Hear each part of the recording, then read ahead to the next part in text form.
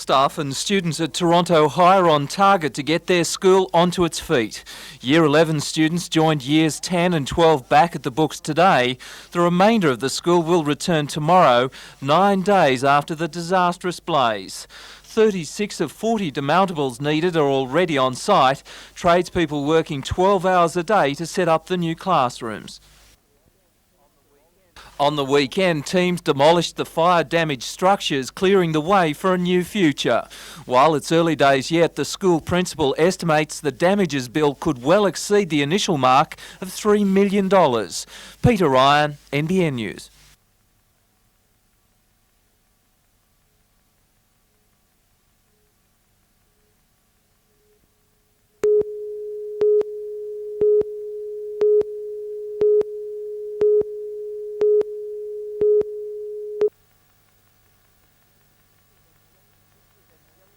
It's just a prick with a needle, a drop of blood, and within seconds you'll know if you need to have a checkup from your doctor. For National Diabetes Week, stalls like this are being set up across the region to educate people of the problems.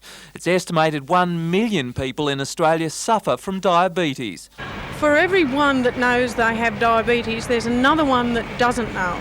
And we estimate that there's around about 500,000 that are undiagnosed. Symptoms can include excessive thirst and urination, unexplained weight loss, fatigue and irritability.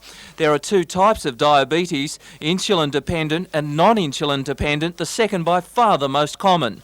Diabetes Australia says anyone with a family history of the disease who is over 40 and overweight is in a high-risk group and should be checked. Diagnosis of diabetes will mean a change of lifestyle, but it's not the end of the world. No, it's actually the beginning of a whole new lifestyle that is much healthier, and a lot of people say they have never felt as good.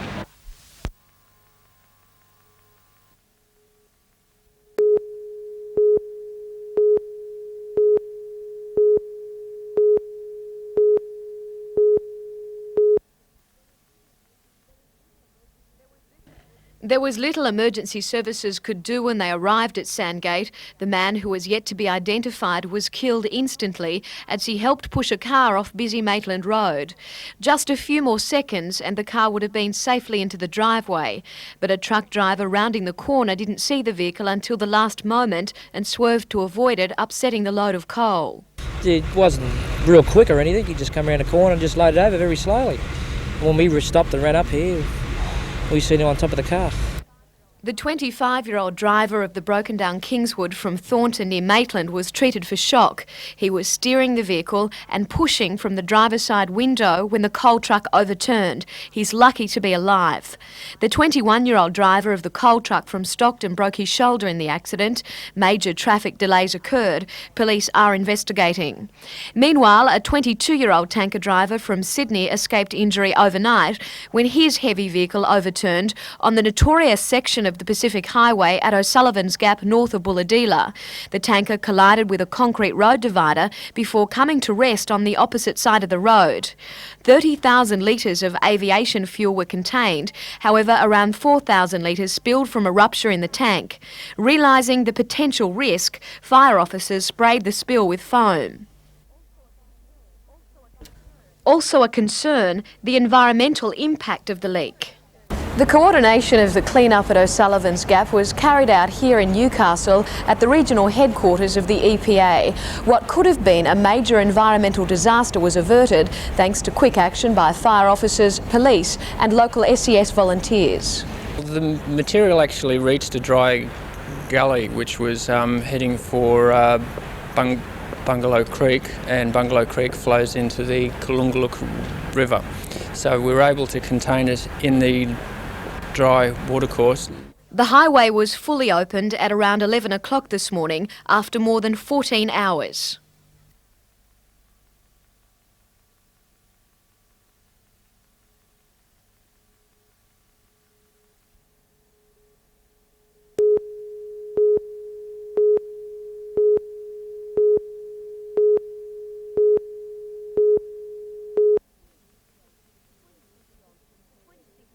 The 26-year-old chemical engineer had just finished work and was heading home at around 9 o'clock this morning. As she pulled out of the entrance to the Pasminco Research Centre on Lake Road, she was hit by a station wagon. Ambulance officers rescued the woman from the twisted wreckage, but she died soon afterwards. The driver of the station wagon and his 2 children suffered minor injuries. Police are appealing for any witnesses to the accident to contact the Newcastle Accident Investigation Squad.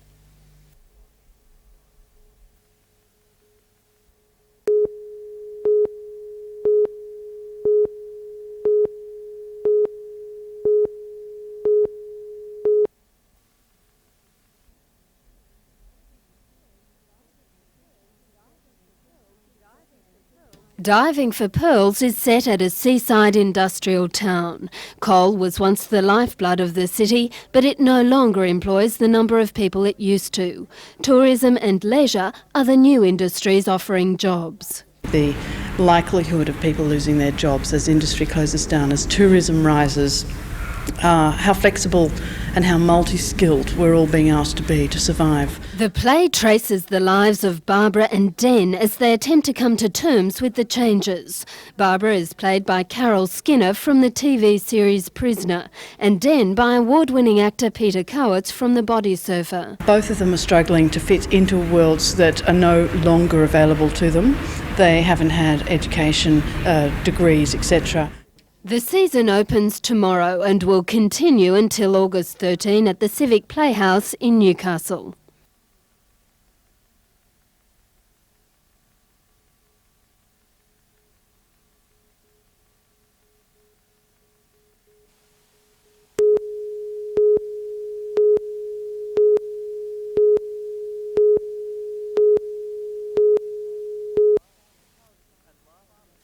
At last, some encouraging news for farmers at the Farmers Association meeting in Sydney.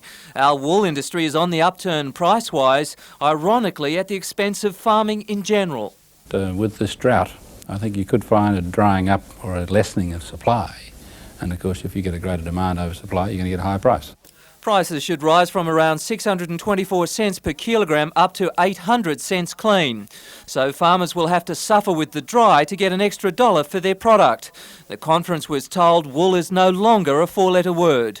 More encouraging news with the work of some country women branching out to make ends meet on the farm. The Country Creative Arts Cooperative is selling their work like hotcakes. Just a few of us got together, somebody had the idea and we thought, well, we'll give this a go and see what happens. And to date we've been able to sell approximately $70,000 worth of goods in 12 months. Never to miss out on a sale, the women are marketing their product at the conference.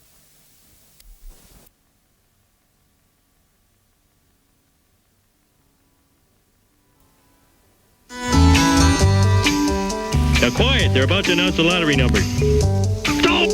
Stop! Woohoo! Stop!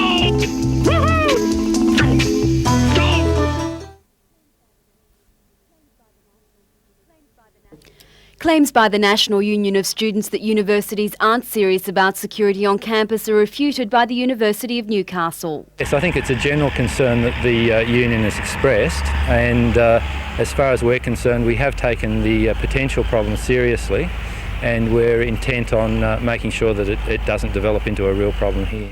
The campus has a 24-hour security service. Extra lighting and alarm systems are also being installed.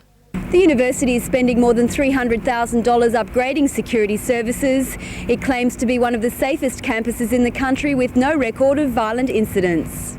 People who may be working late or studying late have the opportunity of contacting our security service on an emergency number, and they can be escorted to their vehicle if they're feeling particularly vulnerable.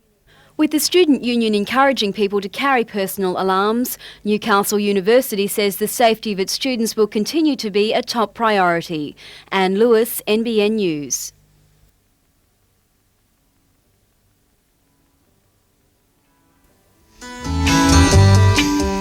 Now quiet, they're about to announce the lottery numbers. Stop! Stop! Woohoo!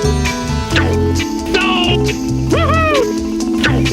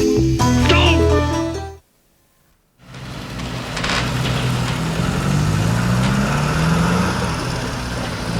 The 20 year Now quiet, they're about to announce the lottery numbers. Stop! Stop!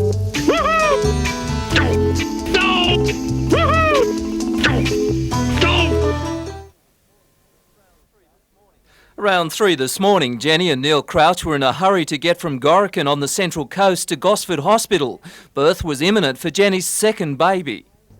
We were on our way, we were coming down the expressway, and he decided that it was time to come, so we had to pull into the petrol station. They rushed into the Caltex service station, the drama captured on security video.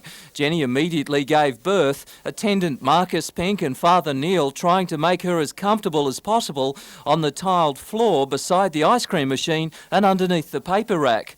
Within 5 minutes, the ambulance arrived to find a perfect baby boy, Jake, gurgling and kicking. Transported to Gosford Hospital, Jenny had nothing but praise for her 2 amateur midwives. Thank you very much to Marcus and my husband, Neil. Couldn't have done it without either of them. The dilemma now, what to put on the birth certificate? Born not at a hospital or a birthing centre or even a private home. Young Jake was born at the Caltex Twin Service Centres on the F3 freeway. The service station workers are like proud parents themselves, setting up special balloons over the birthplace. It was a big surprise. Actually, we provide a lot of services here at the Caltex Twin Service Centres on the F3, but we never thought we were going to deliver babies. It's an experience nobody involved will forget, the final result worth all the drama. You have to go through these things, you get it done. So, no, but it's an experience I wouldn't miss for the world. It's the best thing I think has ever happened.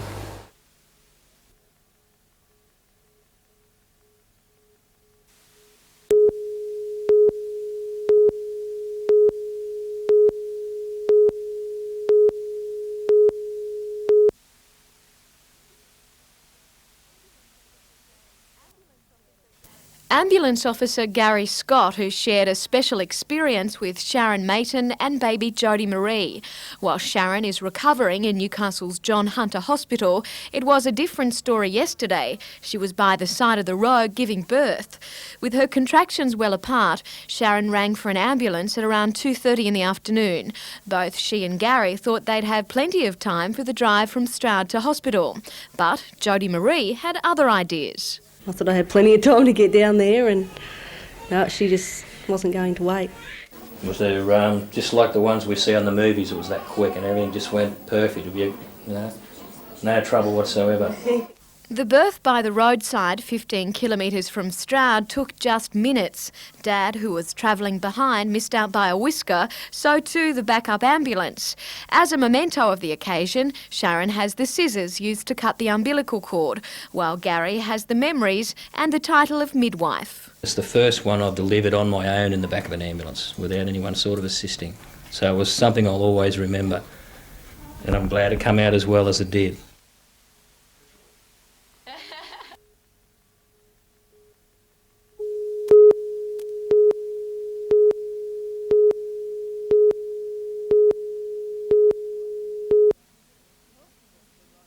Health Minister Ron Phillips was at the John Hunter Hospital today commissioning a new $2.8 million diagnostic tool.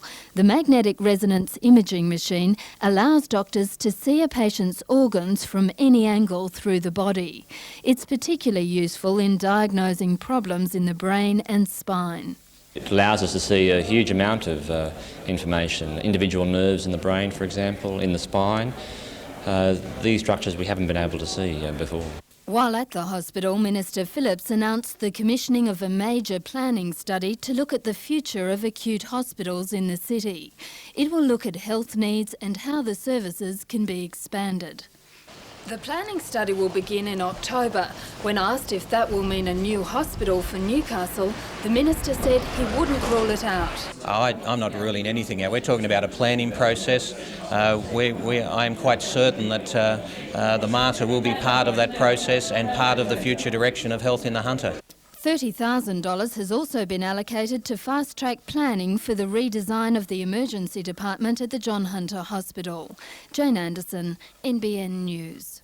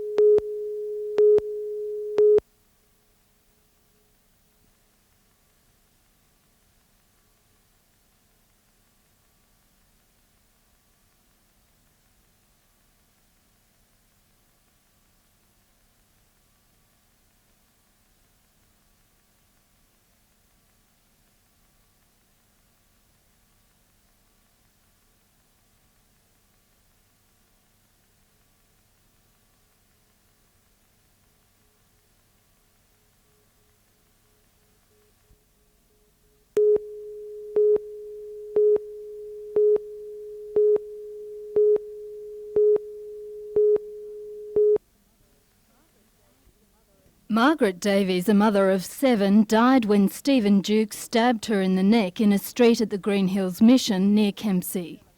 One witness, Stella Vale, told the court she saw Duke with a knife in his hand arguing with Margaret Davies.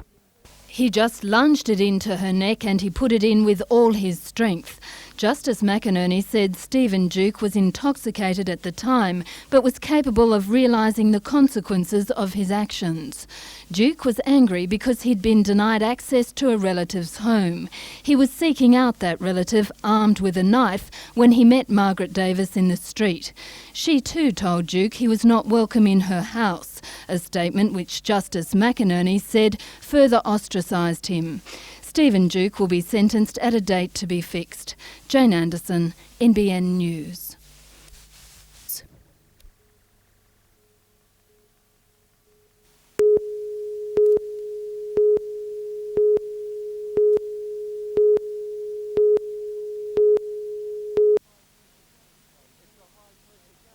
It's a high-pressure game, pro tennis, and state coach Craig Miller isn't about to put extra stress on any young player by labelling him or her as a potential superstar. I don't really like to put the mocker on a young player. I think, as we've seen with the burnout effect with the Capriatis and so on, we're looking towards them blooming later down the track. Craig is in Newcastle to monitor local standards, ensuring coaching programs are up to international standards. With 3 years in the job, he has special skills to help nurture young players. A lot of the methods I've picked up over my long career in tennis, as well as working with the likes of the Tony Roaches, and I even had an opportunity to work with Harry Hopman at one stage. Craig isn't speaking just to players, he's also correcting weaknesses in coaches.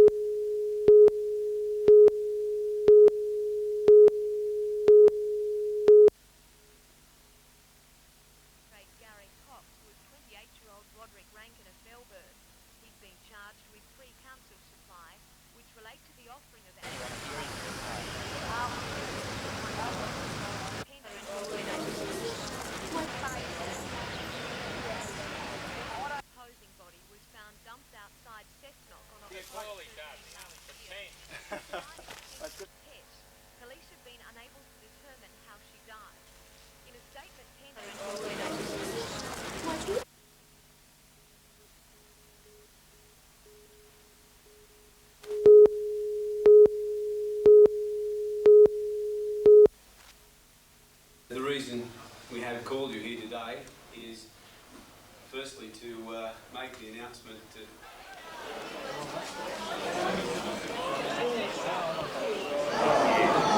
I believe at this point in time, with 3 major components, we've addressed those unsecured creditors and... To my working life, trying to...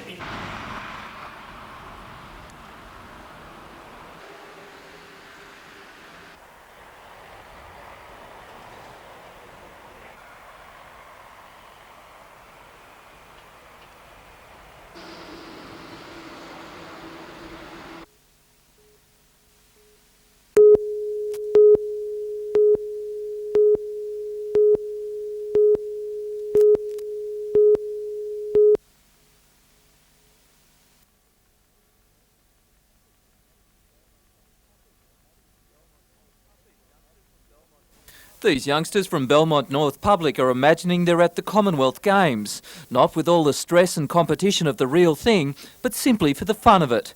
This week, the Little Athletics Association is travelling to Lake Macquarie schools, talking not so much about winning, but taking part.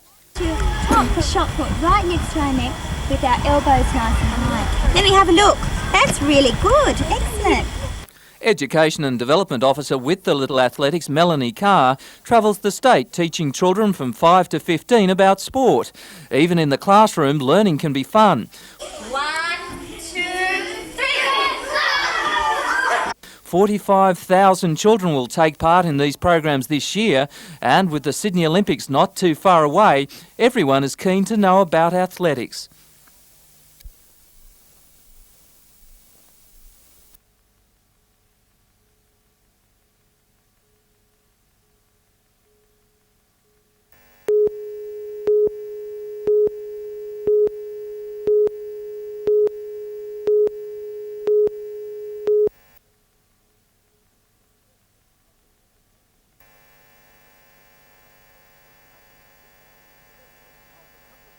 Several of the couple of thousand Vietnam veterans in the region gathered in Newcastle today to arrange a sub-branch of the national organisation formed in 1979. They already have the Vietnam Legion to look after social issues. The association is concerned with welfare. They're not conflicting with any other ex-service organisations, but to the contrary, they want to work in with them, and they'll help out a lot with the service pensions and claims for the disabilities.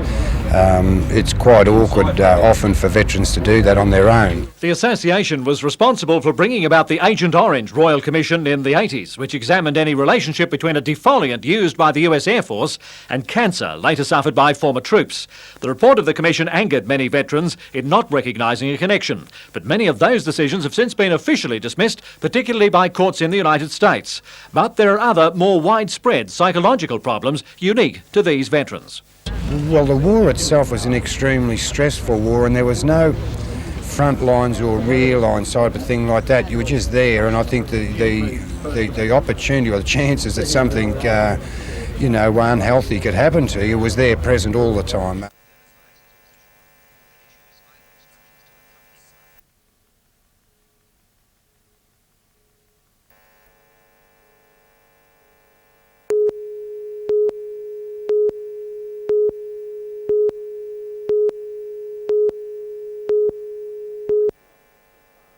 Five-year-old Kipton Barr from Cessnock and his best friend, 21-year-old Angela Wellham from Rankin Park, have been in Britain for 18 months, lately managing different drinking holes for a consortium. Their current pub is the Tally Ho at Finchley in South London, the one here with all its windows blown out, next door to the Jewish Information Bureau, which was the target of one of yesterday's terrorist car bombs. Kip's brother, Justin Barr, had been with them, but came home to continue his science degree at Newcastle University. Well, I rang early this morning and he was doing well. He's still in a little bit of shock. I'll give him a call again probably tonight, if not tomorrow, and just make sure they're doing all right. Brother Kip was restocking the fridges after closing when the blast happened, but what of the girlfriend? Angela, she's fine. She was upstairs when it happened. Justin himself has done a fair bit of travelling and counts himself lucky not to have been involved in any such incidents. From now on, though, he'll take whatever extra precautions he can. When it comes so close to a family member like my brother, you just stop and think, gee whiz, there's innocent people out there getting hurt, Everyone's entitled to have an opinion, but I just wish they'd do it in another manner.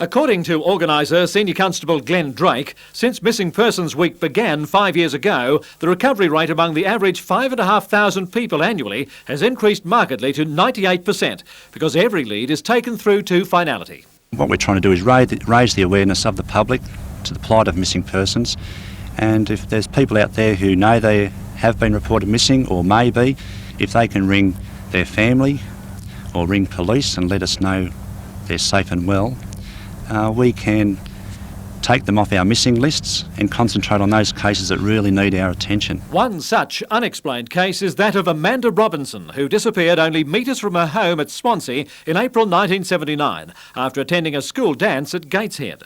Not a trace has been seen of her since. It shattered her mother's life, and 15 years on, Anne Carter is still full of hope, still pleading for help. We just desperately need a reward put out for these girls, and for anyone that knows any information to come forward. Anne Carter has no doubt her daughter met with foul play. She had no reason to run away and was one of several girls to go missing around the same time. For so many girls to go missing in the Newcastle area within 6 months, I think they're all connected. Telecom is sponsoring the week, distributing phone cards to hostels and refuges, encouraging missing people to contact home. But for people like Anne Carter, the longer it goes on, the harder it gets.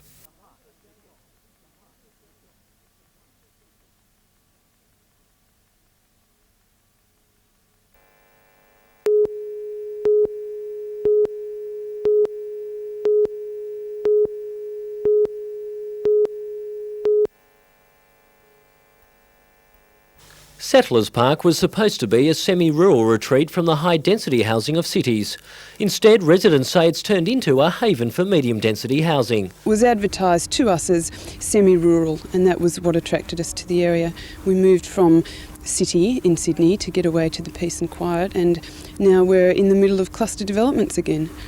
Coralie Leecroft is one of more than 100 residents who protested to council last night about medium-density housing in the subdivision. 1 in 3 blocks is dual occupancy or townhouse dwellings, and residents fear a strain on local roads and a reduction in house values. Catherine McGreal's first home has been dwarfed by this 4-family townhouse. The developer Edward Heron now wants to build a replica on the adjoining block. The land is classified for any developer to build a dual occupancy or townhouse on the land. Wyong Council has knocked it back, but Mr Heron will take his case to the Land and Environment Court. 2B zoning is right through the Shire, in pockets all over the Shire. We've had problems not just here in Ourimbah, but at the entrance, at Berkeley Vale, at Tumbiumbi, at Canwell, Lake Munmora, wherever. The state government introduced the 2B zoning to create more medium-density housing in big cities, but the law covers the whole state. Wyong Council is so concerned about the issue it's commissioned a housing strategy plan. That will be given to the state government in a couple of months, asking for Wyong to be exempted from the compulsory 2B zoning. Richard O'Leary, NBN News.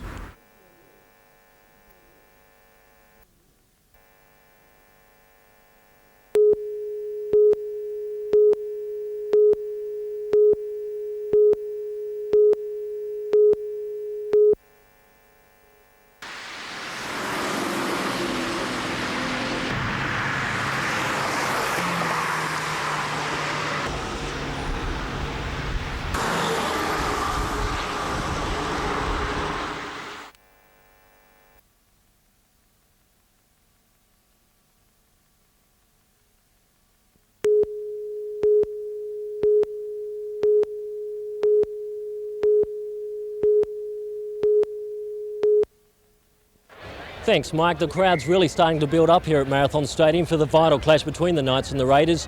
The Knights desperately need a win. They've had 2 losses in a row. It's also a very important game for the future of David Waite. There's been speculation all week that he's about to be pushed out of his job, but a win would obviously silence his critics for another week at least. Canberra's in the top 4 at the moment. They want to be in the top 3, so a very important game for them as well. The game will also be Mal Meninga's last at Marathon Stadium, so he'll obviously be trying to go out on a high note. So it should be a great game, Mike. Back to you in the studio.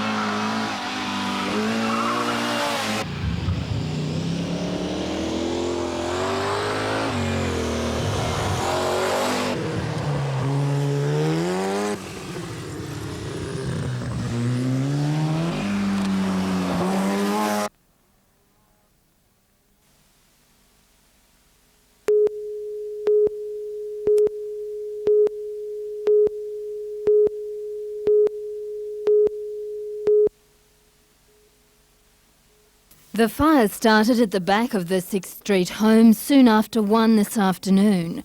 At first it was believed someone may have been inside.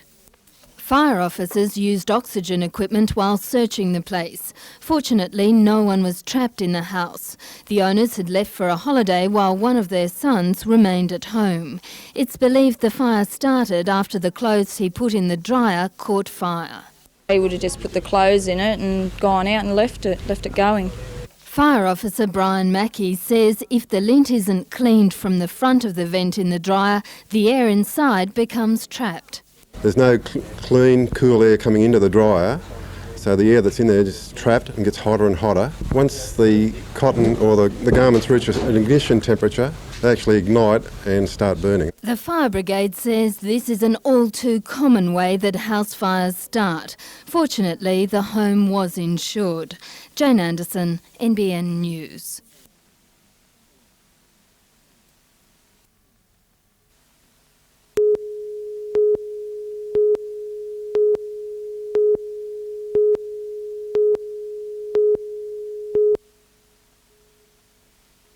Most of these people are subcontractors. Tradesmen owed money by the Newcastle building company Elmvale Constructions. Elmvale Construction was a building company that basically did a lot of roof conversions, home units, that type of thing. Julie Palmer and her husband have a concrete business. While they say they're owed about $6,000, the total bill to all creditors is much higher. I personally contacted approximately 30 creditors, and of those creditors the debt would be in the vicinity of $250,000 to $300,000. A meeting was called today to see how they could recover the money owed to them. Elmvale stopped trading on July 12.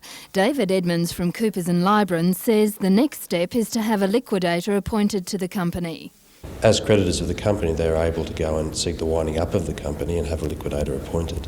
That liquidator would then act on behalf of the creditors to realise whatever assets are there. Jane Anderson, NBN News.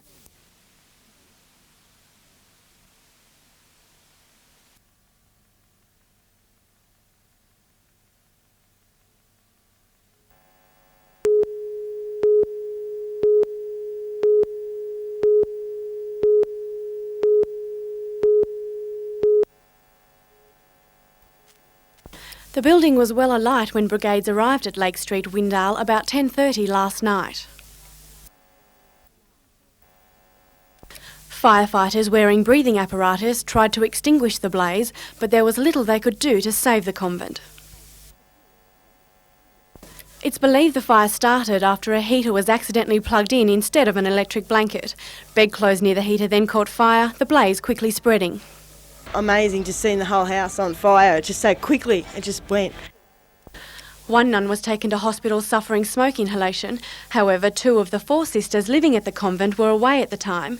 Today they returned to find their home destroyed. It was a bit of a shock, but a relief when you knew no one was hurt, because anything could. It happened very quickly. Within 5 minutes it caught fire, and within half an hour it burnt the whole place down. It was a long night for fire units from Charlestown and Windale. Immediately before the alarm was raised at the convent, they were called to a fire in this house at Redhead.